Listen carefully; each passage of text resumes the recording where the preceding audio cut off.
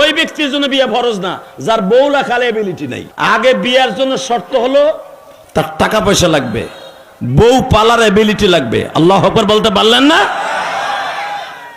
বউ বিয়ে করে বাপের হোটেলে খাওয়াইবা, এটা তোমার বউ বিয়ে করা ফরজ।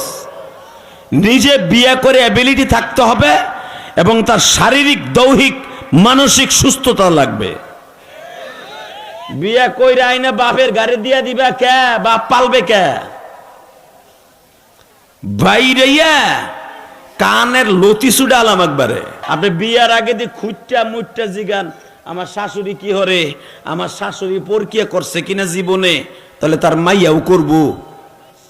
একেবারে বিয়ার আগে কত কিছু জিগান, কত কিছু করেন। মা তুমি একটু হাঁটো দো, তোমার চুল কত বড়, দাঁত উচানি, কত কিছু দেহ একটা বিয়ে করতে যাইয়া। হালাকে তুমি কি জানো এই বিয়ের চাইতো দামি হলো আমার নবীকে আগে মানা। জীবনে যদি কেউ বিয়ে নাও করে সে জাহান্নামে যাবে না। বিয়ে না করলে জাহান্নামে যাবে? যদি কার সতীত্ব বজায় রাখতে পারে মরার আগ পর্যন্ত সে জাহান্নামে যাবে না।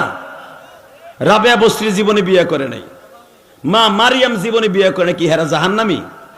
আল্লাহু আকবার জোরে বলতে পারেন না? এই মিয়া, বিবাহ করা সুন্নাতে রাসূল।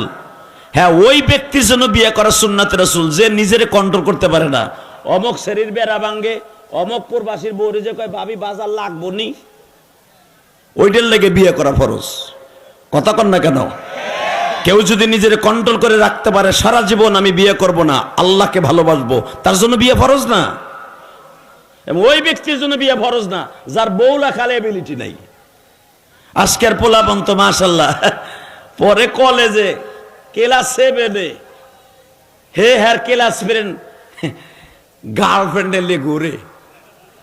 বাপ বিদেশ তাহে, বাপের কাইন্দা মাইন্দা মোটরসাইকেল একটা কিনা সেরি একটারে বসাইয়া শিবলা ব্রিজের পর যাইয়া কুতুম কুতুম মারে। কথা করেন না কেন? জুতা দিয়া বাইরে টান করে হেলাবো বাটপার। তোর জন্য বিয়ে করা জায়েজ না বেটা।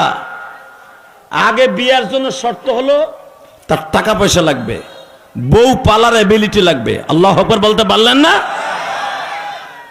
বউ বিয়ে করে বাপের হোটেলে খাওয়াইবা, এটা তোমার বউ বিয়ে করা ফরজ। নিজে বিয়ে করে এবিলিটি থাকতে হবে এবং তার শারীরিক, দৈহিক, মানসিক সুস্থতা লাগবে। বিয়ে কইরা আইনা বাপের গাড়ি দিয়া দিবা কে? বাপ পালবে কে? বাইরেইয়া কানের লতি সুডা আলাম একবারে।